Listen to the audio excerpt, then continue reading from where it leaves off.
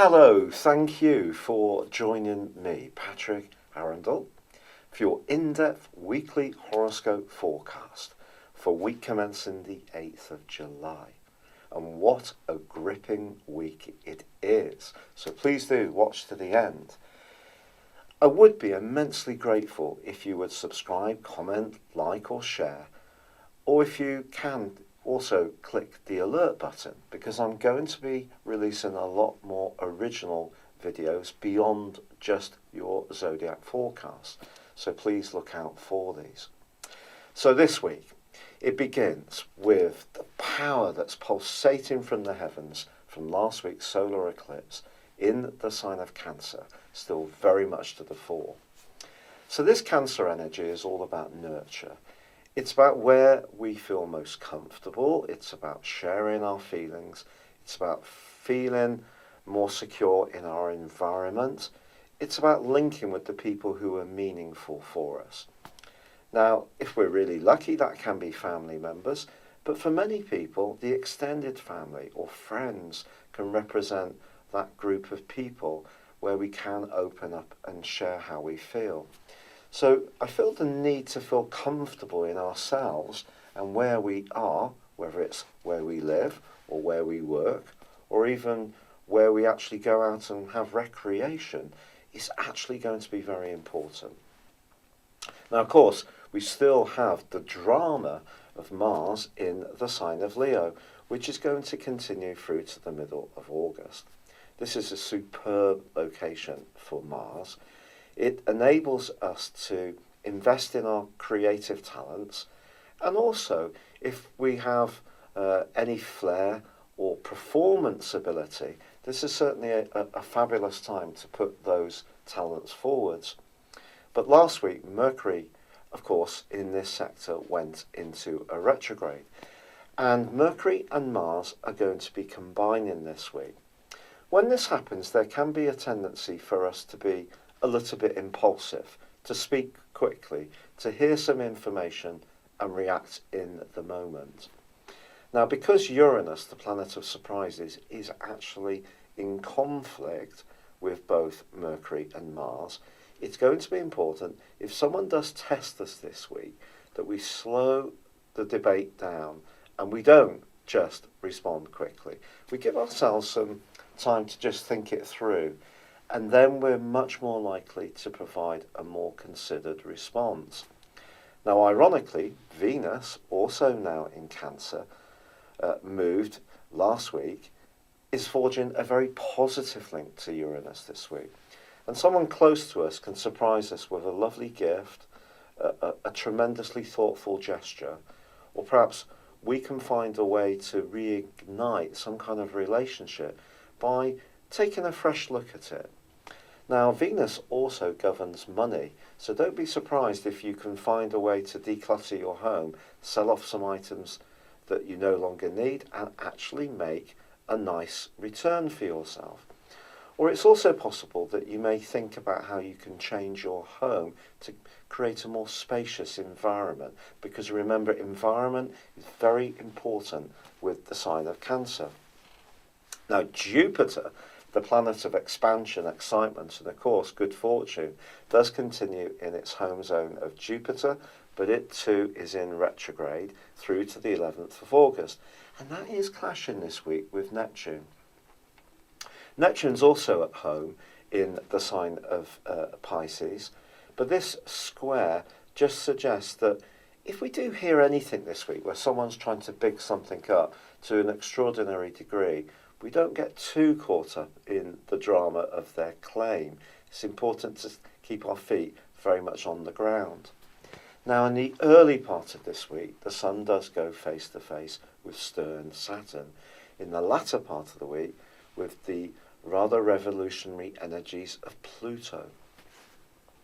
Because of the fourth house energy is very much about where we feel comfortable, I think it is possible that we could encounter someone who tries to change what feels comfortable to us by imposing their will or power on our situation in not a very pleasant way.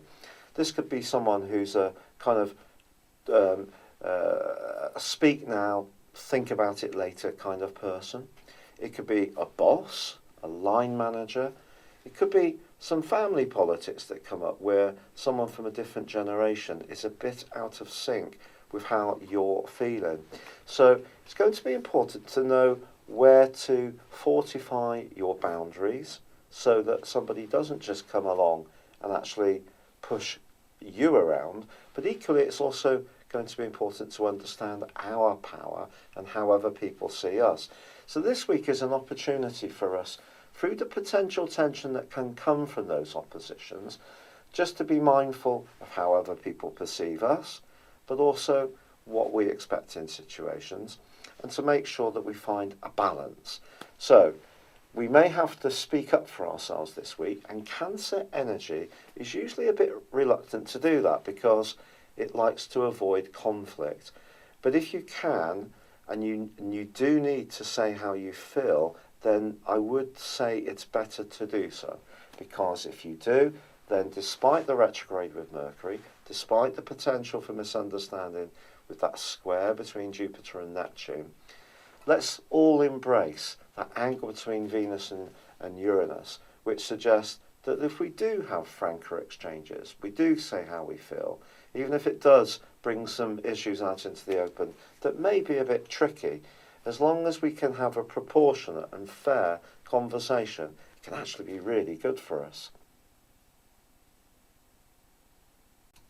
In your specific forecast, Aquarius, the really intriguing conjunction this week is that one between Mars and Mercury. Mercury is tracking backwards, so we know that that can cause some cross wires. It can, in some cases, create, Mercury retrograde, an opportunity to revisit and solve what's not working well.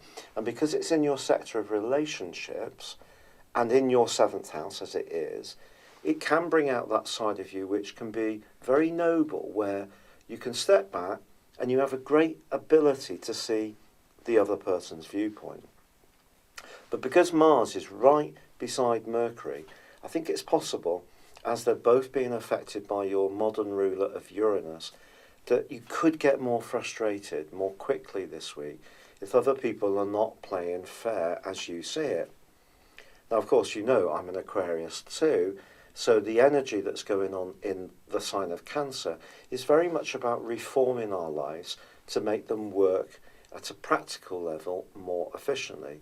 So that's anything to do with well-being, much more conscious of nutrition, exercise, making sure that the daily routine just has a light footprint, doesn't take too much out of us. So any kind of reorganisation you can do on the back of last week's eclipse is a really great thing. And of course Venus swept into this area as well. So a home-based business could be something you're considering, or perhaps it's someone who's close to you who's got some good ideas about decoration, could be an aunt or an uncle, or perhaps a relationship at work which starts off in a formal situation can actually become something more, but not necessarily romantically. It could be that someone has real insights about your emotional situation and you can quickly strike up a bond, which is quite inspiring.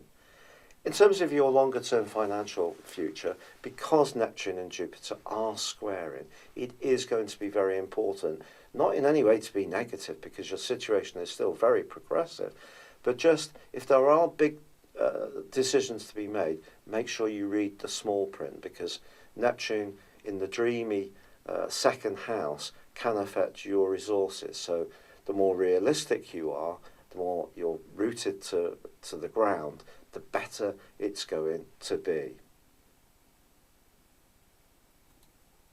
Thank you so much for having joined me.